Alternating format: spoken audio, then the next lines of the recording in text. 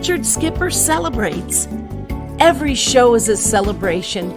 Richard Skipper celebrates the best in entertainment. Each show, Richard delivers the artists you love, showcasing what makes them unique. Never gossipy. The antidote to a sometimes hectic world. Now, here's your host, Richard Skipper.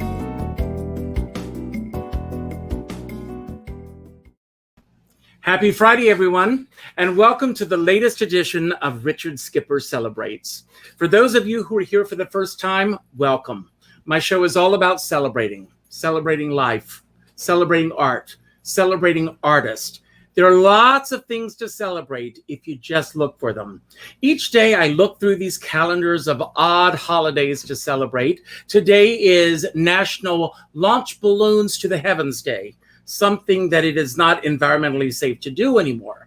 But it was fun when it lasted. But you can blow bubbles to the heavens and still do that. It's also National Root Beer Float Day. It's Lucille Ball's birthday. Yesterday, we celebrated my 42nd anniversary of coming to New York. And two very special ladies also celebrated an anniversary yesterday. Madonna and Robin are here, and I am so thrilled that you're here. I want to thank our mutual friend, Rosie Apuzzo, for making this all happen, and I want to thank you for being here today. Welcome. Thank you. Thank you. It's our pleasure to be here with you. Thank you. Now, do you have any other devices open? Because we are getting a slight little echo here. So we want to make sure that we only have the one open. Otherwise, we're going to get a little feedback there. I don't think so, but my computer, maybe. But we don't have you. We don't have us on. Okay, great. Well, we'll get through this. As I mentioned in my introduction, yesterday was your wedding anniversary, so congratulations on that. In addition to the wedding anniversary, what else are you celebrating at this point in your life? Well, probably the longest either of us has been with another person. I used to stop at the 3.5-year mark, so the fact that we've been together 18 years is amazing. Now, is it 18 years total, or how many years were you together before you made the decision to get married? We were together 14 years on our wedding day. Okay. So, but it took me a long time to get her to say yes. It took a long time to get her to say yes? Yeah. Now, I will tell you, my husband and I, we're going on 32 years together. And congratulations. So when we were together 21 years, and the day that it became legal in New York, I asked him to marry me. And I can only imagine if after 21 years, he said, no, I don't think so. Yeah, it's really disappointing when that happens. I got her at Disneyland. We stood in front of the castle and we gave each other our engagement rings there. I mean, both of you, what I love about both of your stories is, first of all, both of you have very incredible careers on your own, but together you've also created magic, Disneyland, but you've got these incredible life together. This past year and a half with everybody have forced us to spend more time with each other than we've all planned on. What are the pluses and minuses that the past year has brought to the two of you together? And if one of you want to leave the room while the other discusses. I think I should leave the room on that one. I'm not going to come out looking good on this.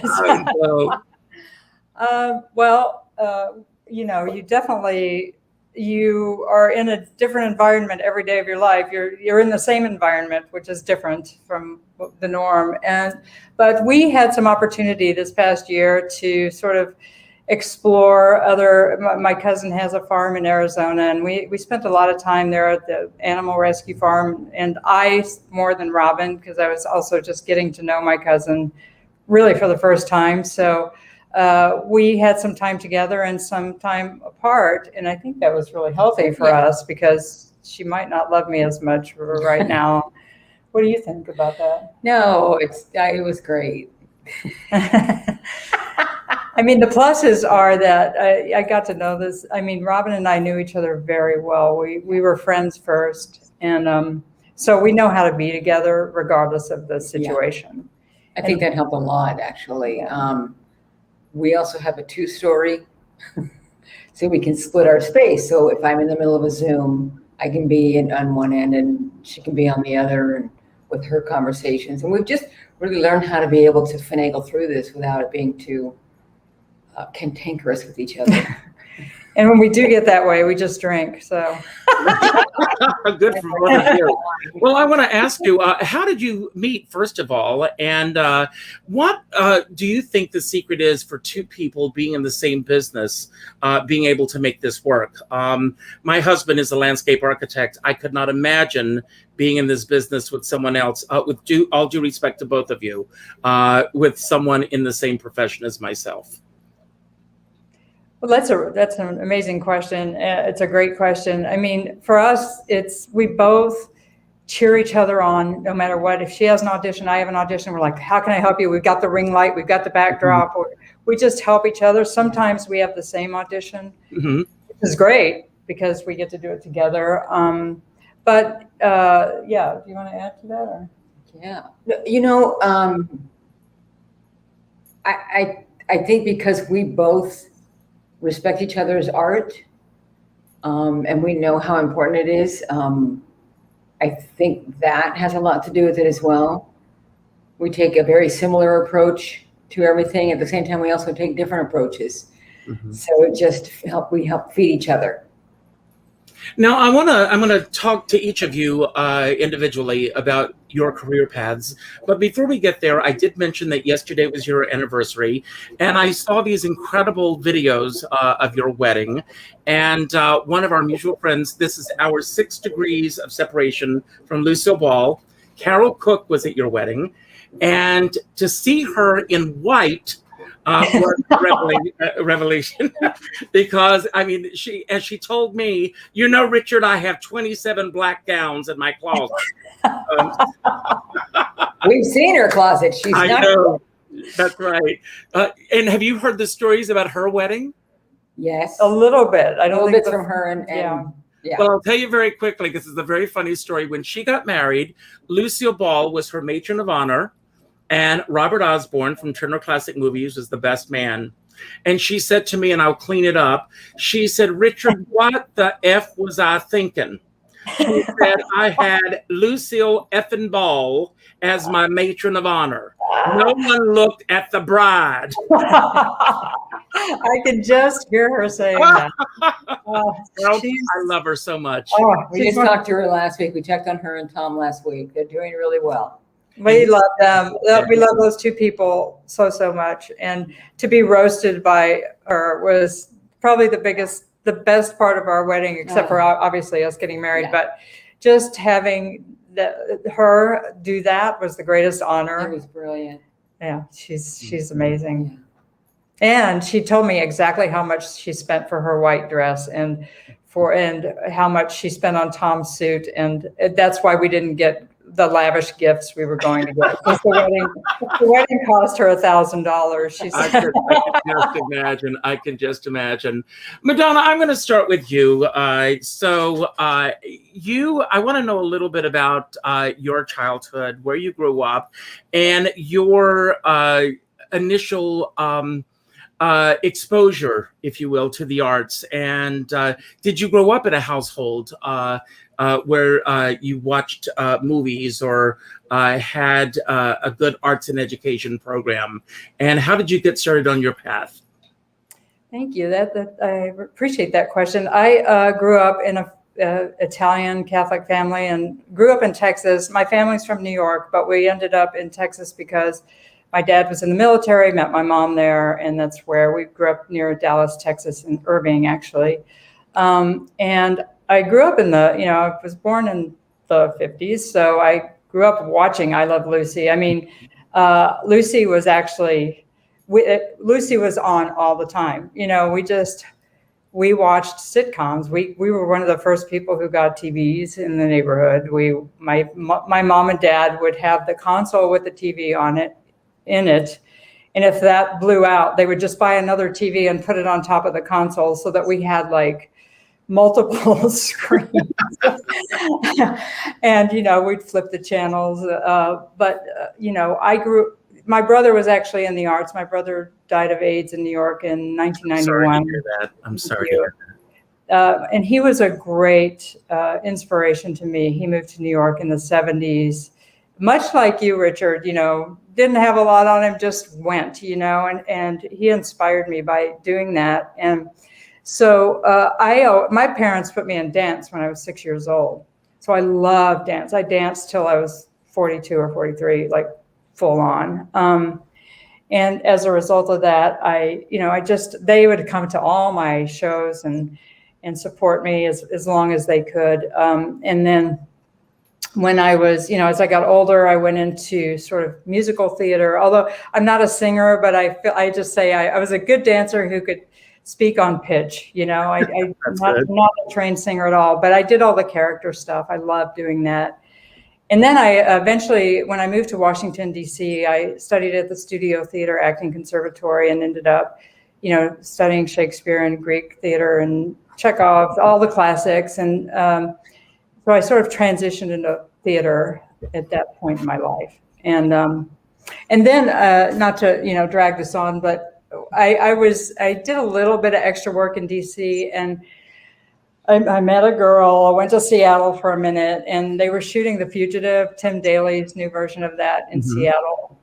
And I'd only ever done like background work as far as film and television, and it was very minimal. So mostly I was in theater, and I went to set, and they're like, "Here's your trailer." And I said, "I have a trailer? I have 5 lines. Oh my God." And they were like, had an umbrella. They were walking me to set. And I said, "I'm moving to LA. I need more trailers. I love being on set." So that just became, my inspiration. And of course, just my brother, as long as he was alive, we were always sort of in sync about the arts. And I would just always wonder what he'd be doing today, because it would be phenomenal. So, wow.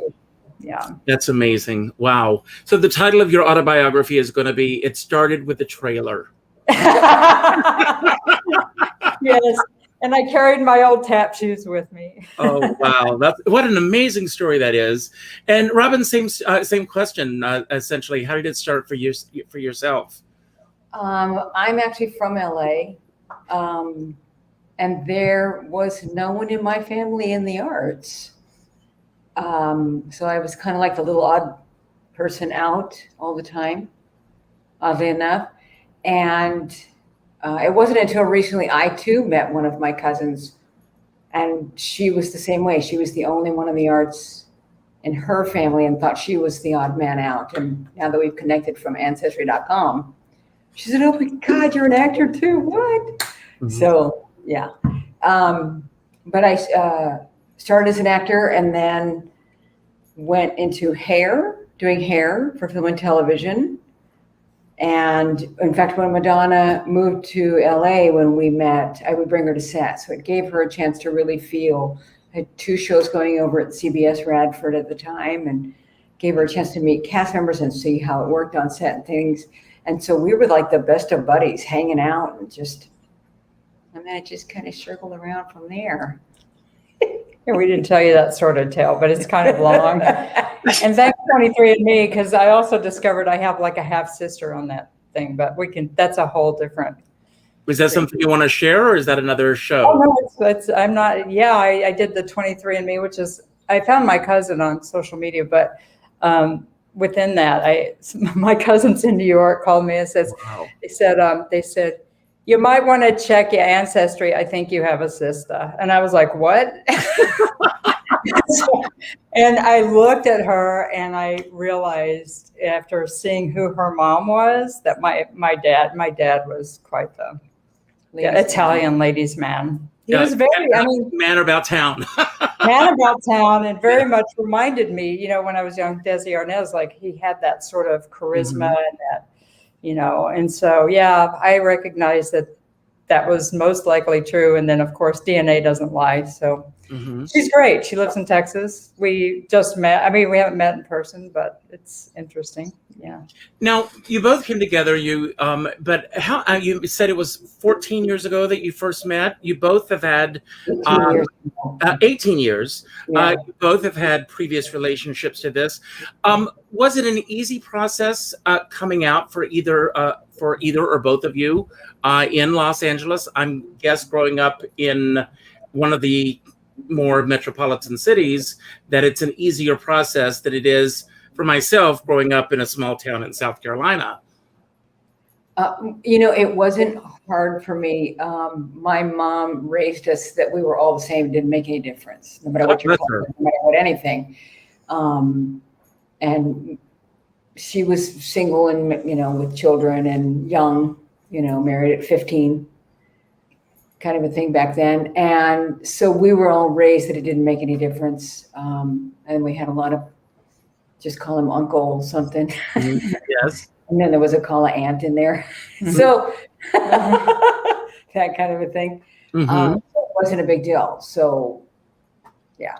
First time I said, well, this is my girlfriend. It was just part of it. It was just part of it. And I mean, and for both of you, I mean, when did the activism begin in your lives?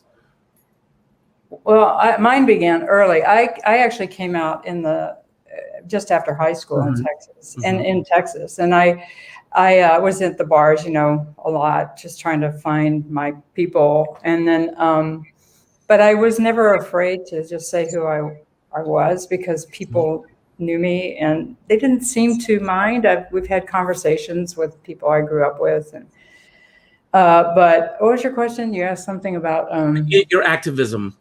Oh, yeah, activism. Mine started when I was at the AIDS quilt in the mid 80s when that was all happening. My brother was diagnosed in 1987. But prior to that, I had been doing work with like sort of volunteer work. But really, when the Names Project started and the AIDS quilt came, I worked every show, I guess, every display of the quilt.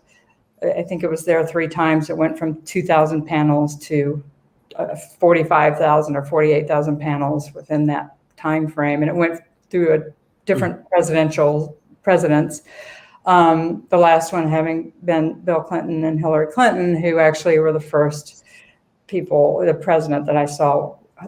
I was a few feet away from them when they were holding hands and walking through the quilt. So that's when my activism really kicked in. And then of course, after my brother got sick, and I was just like, no, this is not how our community is going to be.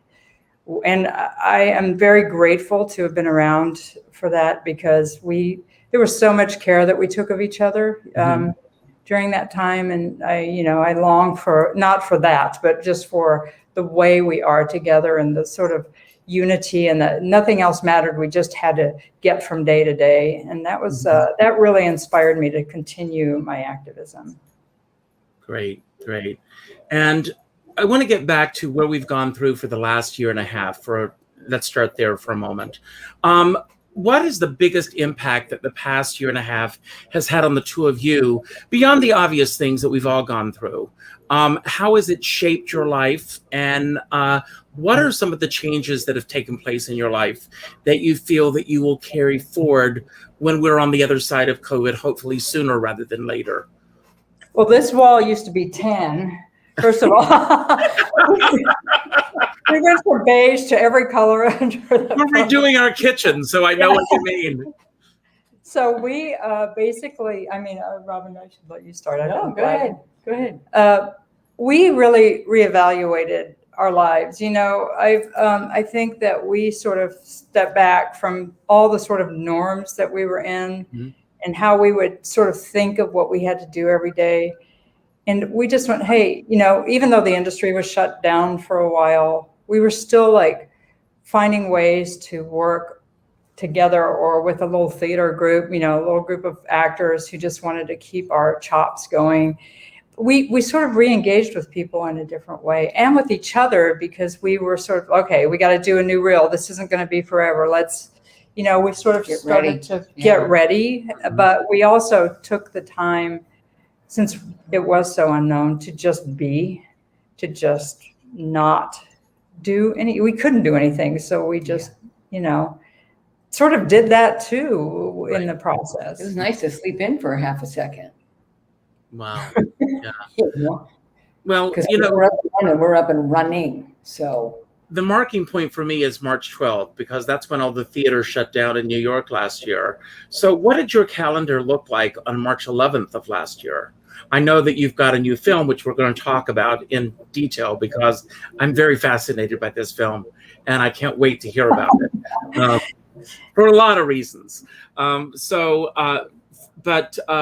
what did your calendars for both of you look like last year when everything began to shut down? Mine was busy. We were just opening up pilot season. I manage actors and writers. Mm-hmm. And we were just getting ready to launch pilot season. Come February, like coming out of January, out of the new year, the holidays, blah, blah, blah. February, they start coming through. By March, we're in full swing and we're getting actors out there. We're getting writers out there, things like this. And then all of a sudden, that was it. On breakdowns, during the busy times, we average anywhere from, I'm going to say 10 to 15, maybe 20 pages of breakdowns. On each page is 60 breakdowns. That's film, television, theater, and stuff like this, to maybe 10 breakdowns total the entire time. Excuse me for interrupting. Did you see it coming, or did it come as a big shock to you? I did not see it coming. No, but I will admit too, I was pretty hunkered into, besides watching Rachel Maddow and what was going on and all the crazy of that whole thing. Mm-hmm. I wasn't thinking of anything else. It was I did that head in sand kind of thing, because my focus was, this is what we're dealing with that, and then trying to get my actors out. Mm-hmm. Mm-hmm. So I wasn't paying any attention to anything else beyond that, to be honest with you. So when it came to a slamming stop, it was pretty remarkable. Yeah. Yeah, and I was actually, for 2 years, I was the executive director of LA Pride. So during that time, during 2019, we reinvented LA Pride. Yeah, I want to talk about that for a moment. I before starting today, I read your statement that is on the website. And was COVID the deciding factor for you? It was, it wasn't. It was sort of yes, COVID definitely inspired that change, but it was also that it was a good thing. That shift was good, because then I was like, look, you're not getting any younger. You came here to act. You came here. This is all I want to do. Like, get everything else out of the way and do it. I came from my background was, you have to have a job, like a real job. We've all heard that from people. And so in my sort of head, I've always struggled with, am I going to make, I've always had that sort of like stability, inspiration from my parents, for lack of a better word, but I just like, no, I just need to trust that I can do this. And immediately like booked double national commercial with 2 spots. And then I was like, okay, this is cool. And then it just started, it opened me up to be able to do what I really wanted to do. So while it wasn't exactly what I probably would have done had COVID not hit, it was definitely, I took the universe's strong message and said, do what you love and stop doing everything else. I mean, obviously not stop, but just like, that's my focus. Yeah. What do you think is the biggest impact that you brought to Pride over the 2 years that you were there? And what do you think is the biggest impact that having that position had on you, as far as an artist and as a human being? That's a wonderful one. I love you, Richard. I love your questions. Pride is humanity. Pride is activism. Pride is love. Pride is rage. Pride is everything. And so it was really in my first year there. I was talking to the community and seeing, some people felt that they weren't included for some reason. So I feel like the biggest thing that we accomplished. I want to interrupt for a moment again, but I want to ask you, did you pursue this, or did they come to you and ask you to do this? They came to me. How did that come to be? I've been sort of doing fundraisers. That's how I met David Galligan. That's how I met Carol Cook. My God, yes. By doing the stage event. Oh, wow. Okay. So I'd been doing fundraisers, and I still, fundraise, and that's how I give back in what I love doing for the community. But I was, professional. I was an executive director. So basically, I was doing fundraising, and one of the board members and I had worked together on something, and he said, "You'd be great for this. You really need to apply for this." And I thought, okay, and I really didn't ever think I'd get it. I was just like, okay, and then it just kept happening, and it happened, and I got it. And so it just sort of happened organically, I guess. I was not pursuing that. Mm-hmm. But I was glad I was there. And I think one of the most proud things for me was bringing the Two Spirits community in. The indigenous community felt sort of alienated from LA Pride specifically, but I'm sure it happens all over. And so they did an opening ceremony, and that to me was my most, of all the things that happened. I mean, we had Paula Abdul, we had a great lineup. So that kind of creativity and that was all my worlds in one, like the fundraising and my arts and my creativity. Got to create spaces for people, and we created a free space, and that was also huge for the community where they could network, and just be and play. So, and this question is for either of you. When, where, and how did Pine come about? Oh, that would be you. Well, so in working our chops, we belong to the AFI, the SAG-AFTRA Conservatory at AFI. So they do student films, right? The American Film Institute, and it's like right down the street. We're like, let's just sign up for that. We've been a member of the conservatory for years. And so the students there are quite incredible. When you do a film with them, you do not know that you're not on a great indie set or even a studio set. It's professional, it's beautiful, they treat you respectfully, and they're also learning. So I love them. I love every single student with whom we've worked. And it is part of the Screen Actors Guild. So you've done other projects for them before. Yeah, we do enjoy. I mean, it is the next generation of writers, producers, and directors. I mean, it really is amazing. And they're supposed to be, student films, but you get, like in the case of Pine and another one that I did, where they're amazing and they're ambitious, and they're like, we didn't even know it was getting submitted to a festival. They go, we heard from them about 2 weeks ago, and they said, we got great news. We can't wait to tell you about Pine. We shot that 2 years ago.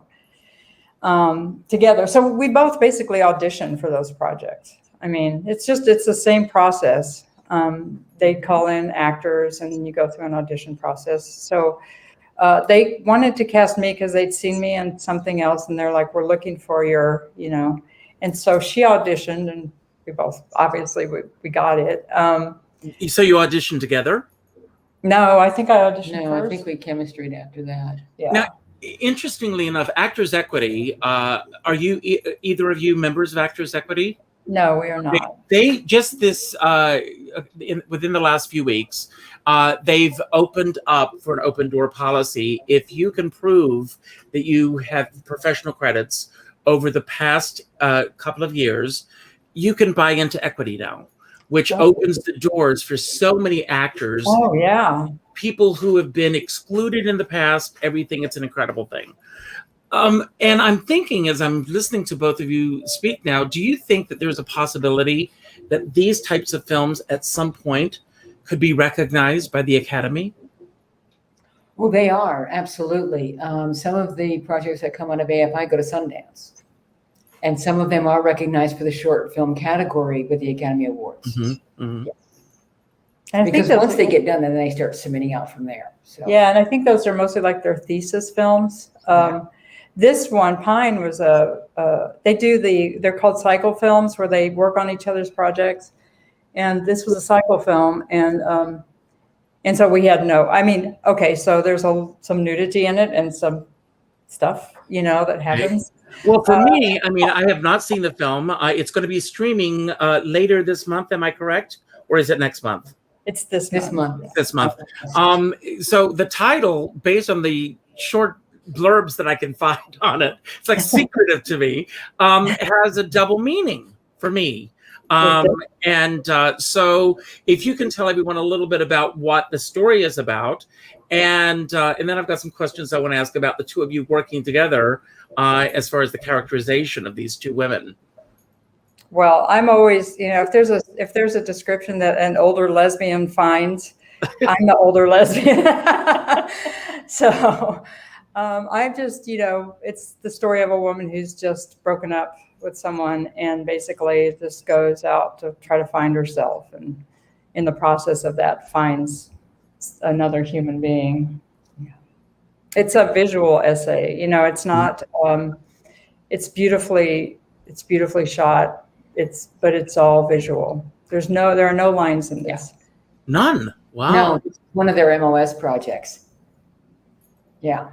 And how long did it take to film this? We did it in a weekend. We shot it in a weekend, but then we went back and did this. We had to do one pickup just because the cameras broke down, so they gave them a pickup. So this was done 2 years ago, and how long ago was it that you found out that this had been submitted and had been accepted into the film festival? 2 weeks ago. Yeah. Wow. It's, this is Yeah. just within the last 2 weeks. You found out probably right after we did. Yeah. Well, yeah, I have a question that I'd like to ask both of you because I'd love to get your take on this. There's been a lot of talk lately. Ian McGregor just played Halston, and there's been a lot of talk within the community that roles such as Halston, who was an openly gay man later in his life, of course, should have been played by a gay actor. What are your thoughts on this process? Do you feel that it should be specifically to gay actors, or do you feel that it should be open to anyone who is right for the part?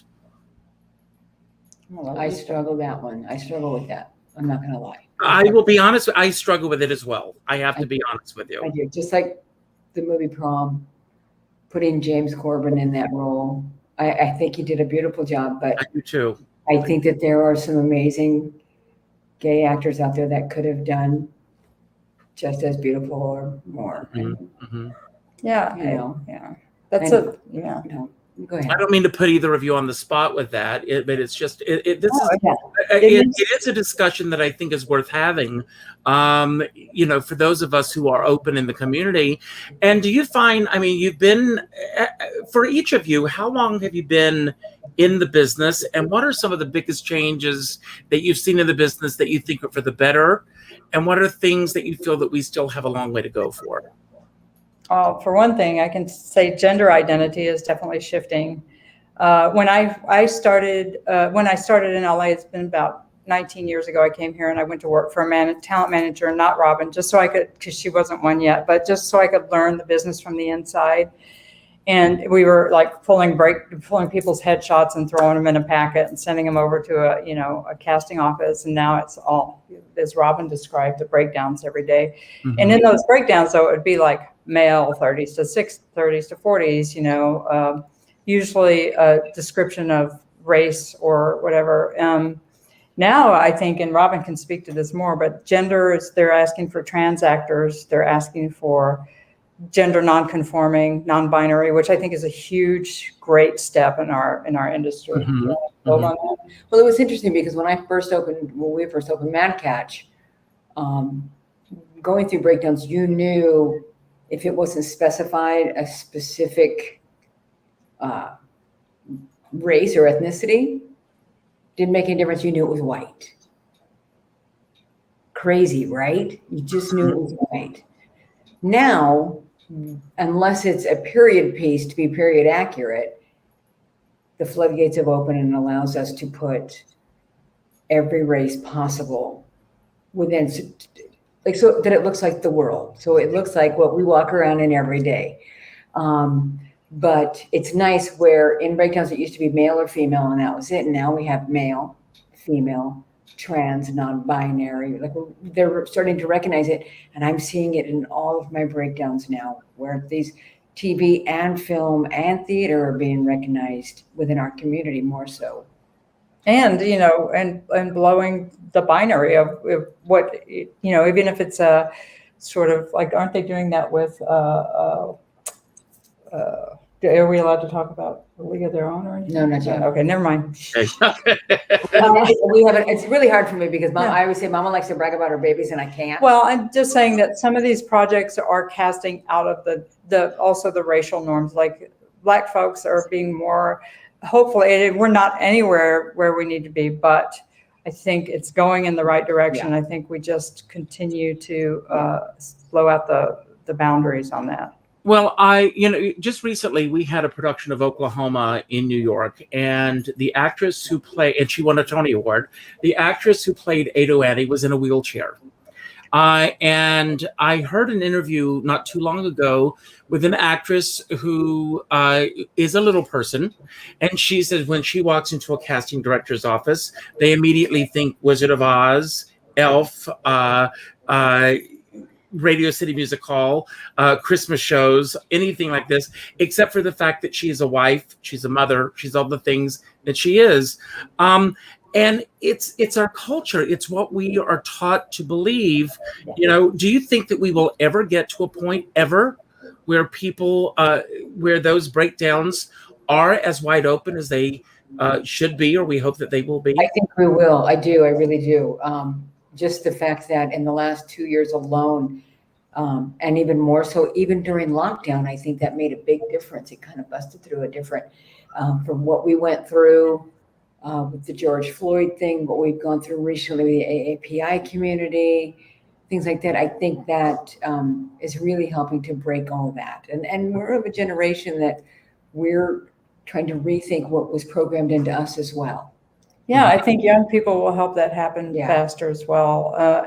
It's not happening fast enough, but exactly, it is happening. And you know, you artists, I admire, like, you know, Lin-Manuel Miranda and people who do, who just, you know, here it is. And so, like, that's what we need. We just need more of that and more of that extraordinary, exquisite artistry that just doesn't, you know. On some level, I think that people are happy that it's happening. And then on another level, I think that people are not happy that it's not happening faster. That, I mean, with the controversy that we just had within the Heights is a perfect example of that. And he apologized immediately, you know, so we're little baby steps, and perhaps they need to be giant steps that we're taking as we move ahead. Robin, I want to ask you, in New York, you don't have to be licensed to be a manager. Is that different in LA? It is. It is. Yeah. What do you think is the biggest misconception that people have about the job title that you hold? The crossover from manager to agent is just allowing them to understand the difference of what it is that we do individually. But I also make it clear I have my license exposed. That there is no question. Unfortunately, this is an industry that we all know what goes on the inside. So anytime I can protect any one of my actors, I do represent a lot of our LGBTQIA2+ community. So just knowing that they're safe, that's kind of a big deal for me. Are there still issues as far as the LGBTQ community is concerned that we are still addressing in the industry that we are really lacking in? Oh, absolutely. Better than we were. Same thing with the Me Too movement and the Time's Up, you know, and dealing with, you know, women in our industry, and not just the lack of equal pay, but how we're treated. They've now brought in what are those called, honey? Not sex coordinators, maybe. Oh, I know exactly what you're talking about. When there's going to be intimacy or even Intimacy. intimacy. intimate Yeah. coordinators. Things like that. So, and especially within our LGBTQIA2+ community, we need that because we're just bringing that out into the open. So there has to be boundaries and safety for them as well. Now, are both of you in Los Angeles right now? Yes. And what is your comfort level right now with everything that's going on? I mean, we're hearing one thing in the news, but what your experiences may be quite different. I just came back from Provincetown, which I'm sure you've heard very much in the news, and I tested negative. What is your comfort level right now in Los Angeles as far as in the workforce is concerned? The workforce, I'm more comfortable on set than anywhere. Everybody's been vaccinated. Everybody has to prove it. Everybody takes COVID tests regularly. I did 2 on that 2-day shoot I just did for another little film. Like you do, and it was, you just know that everyone is taking extra precautions. People are masked unless they're working, and then it's very briefly you take it off to do your scene and then put it back on. So as far as the workplace, I feel good here because I think that everyone has stepped up. And I just heard today that our numbers our spike has leveled out a bit. So That's great. That's good news. Yeah. And can you tell us a little bit about OutFest and the importance of it and where this film fits in right now and how we will be able to see the film? Well, OutFest, it's a great honor to be part of that. I know other films have tried to get in there that haven't been able to get in. So we were just so happy that actually happened. And we did another documentary a few years ago. It wasn't in OutFest. It was in, there's one called LA Dances. What? Oh, Dances with Films. Dances with Films. And then they also Soho Film Festival. And so being in a film festival is just wonderful because you're getting to experience each other's work anyway. Our film is part of Girl Shorts, which is all short films. I guess all women. All women, yeah. And female identity. Yeah. Yeah. So that's very exciting for us. And also just, there is going to be a physical event, but it'll be, small and socially distanced and all of that. But it'll also be streaming. So I think you can go to OutFest. Just OutFest, LA, I guess. And I'll put the information on the YouTube page as well so that people can get information for this. And are there plans for this film beyond OutFest in terms of other festivals around the country, or is it being submitted? Probably, I'm guessing. I think so, yeah. This is the first one, though. Yeah, I'm working on another one, or I just worked on another one. Unfortunately, Robin wasn't in that one, but we work on different ones sometimes. Yeah. This was actually our first film together. Well, I wanted to ask you, working on a film like this, I mean, I haven't seen the film. It is about someone who's seeking another partner or life after a breakup. How are you able to separate that when you go home at night? You've been living with these characters on set all day. How do you shut that off? Wine. WHINE or WINE? Yes, both. Wine and wine. We're just so organically, I don't even know how to describe it. We just don't, we can actually talk about things. We love debriefing and downloading and, talking about our experience. And to us, that's sort of like, okay, we're back here now. We're together. We're Robin and Madonna. And we're having these, we're just having a conversation about those two characters. Yeah. So that's kind of, it's. And even when she goes, like the most recent film that she did, Dream House of Salt. Dream House of Salt. Coming home and hearing her day and learning about the character that she had created with the director. They created this whole film together.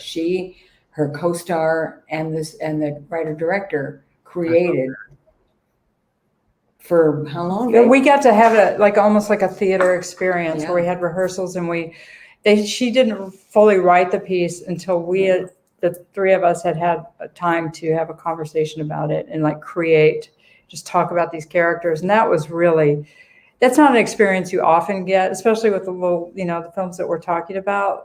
But this was just wonderful. So, and the same with Robin. If she's done some period pieces and she comes home and she'll tell me and she'll show me a picture and I'm like, oh my God, that is brilliant. Like one she did, I didn't even recognize her. So it's a mutual, it's a love, and it's just like, we are just so ecstatic. And I got to say that I feel that vibe in LA anyway. And I love New York. I always feel, I love being in New York. Both of us do. And I always feel like my family's there and my heart, I feel that same kind of love here with the people who are working, who are just trying to create. I mean, we just did a huge script reading with a woman who's writing this amazing script. And it's just the creative juices of this, like being able to be in those moments and create together and watch things shift and watch people, even though they're really good, you like see characters shift. And, we thrive on it. The development part of it is so much fun. Well, for me, it's all about the collaboration. When you've got great collaboration, there's nothing better than that. Yeah, absolutely. Yeah. Well, I want to ask you, as we are starting to see the other side of COVID, how do you both see, what are your plans over the next, let's say, 12 months? Oh, mine are like nonstop all the time anyway. So go right ahead. No, just keep our energy, keep our focus, keep working, we love working, and just stay healthy. I guess the hardest part of our work is not knowing, having so many auditions all the time and not, in film and television, if you didn't get it, that's it. That's it. You did the audition and that's it. And that happens more often than not. So, those moments when you actually do get to celebrate something, it's just so incredible. And I think we're just, for us, it's just keep our focus and energy going there and keep just trying to be better all the time. We have this group that I was talking about, the actors. When I first came to LA, I studied with Dee Wallace. We took God, one of my favorites. I love her dearly. I love her. She's instrumental in having me helped me change my life, because I was not in a good place. And she's just an amazing human being and really helped all of us get out of it. Gabrielle is an amazing person as well. She is. Have you read her book? Not yet. Oh, what an amazing journey she's had. Is it the one, F My Life? Yes. Yes, and we will read that. I just love Gabrielle. We used to call her Gabby, and I remember when Dee was like, she doesn't want to be called Gabby anymore. And I was like, okay. Because she's just a beautiful artist too. And we've been very, very fortunate. The people with whom we've surrounded ourselves and who have just wanted to be, or who we've been in the same rooms with, it's been really great for us. And now we get to be in the room with you. And, I just, a lot to me. Thank you. I'm looking at all the people. I was like, why does Richard want to interview us? We haven't really. The question is why why not? Absolutely. I'm all about celebrating. I love your energy. I love this marriage that the two of you have. I love the fact that you got Carol Cook into a white dress. Let me tell you how fun this was. We decided that we were going to have everyone in white. We had 200 guests.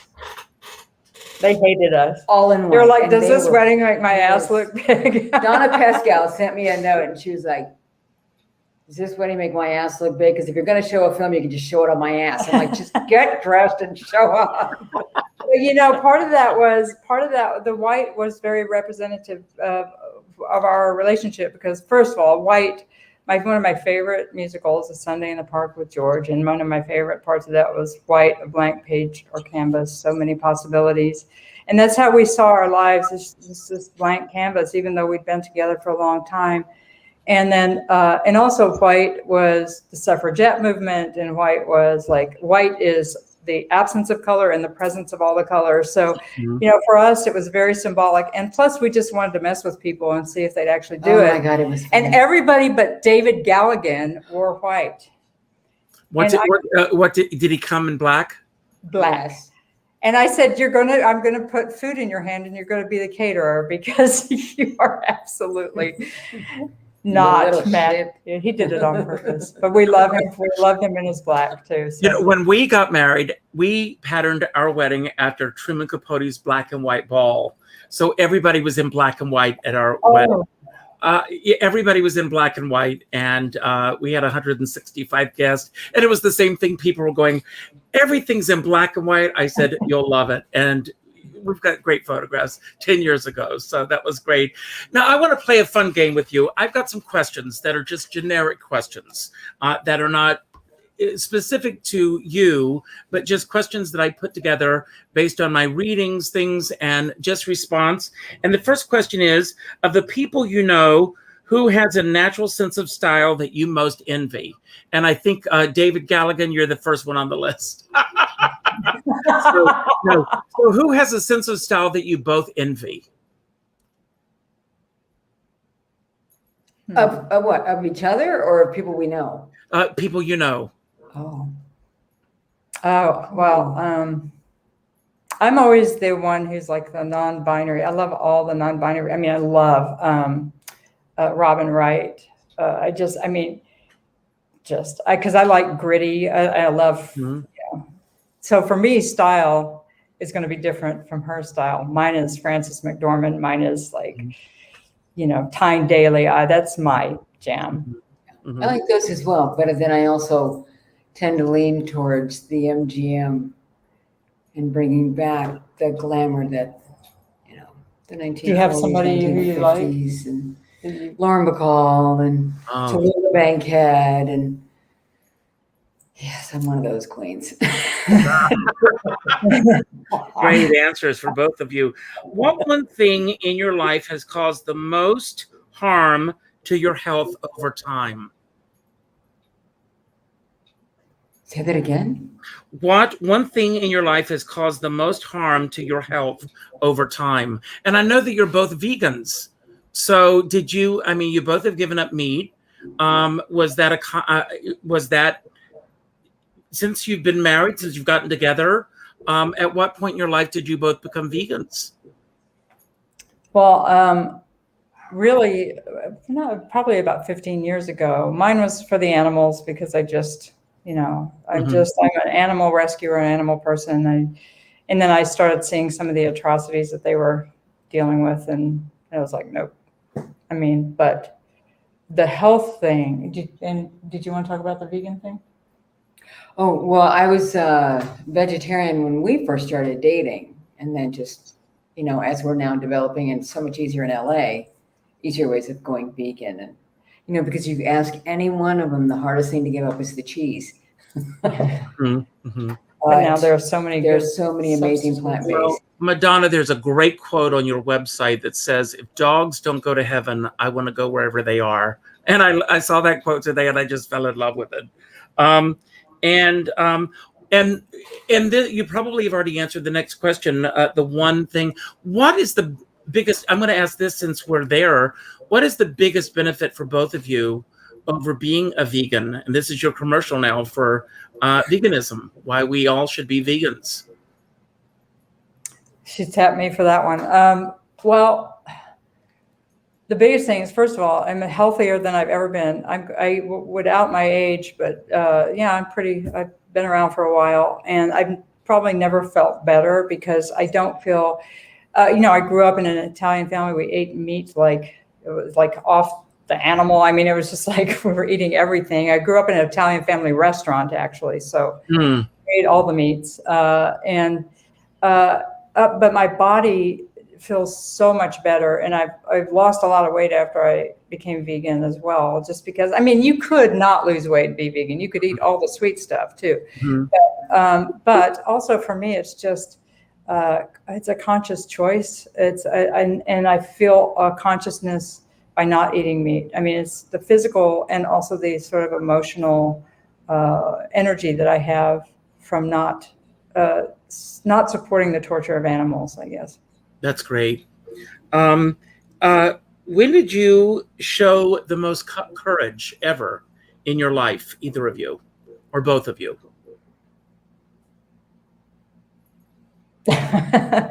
Most courage.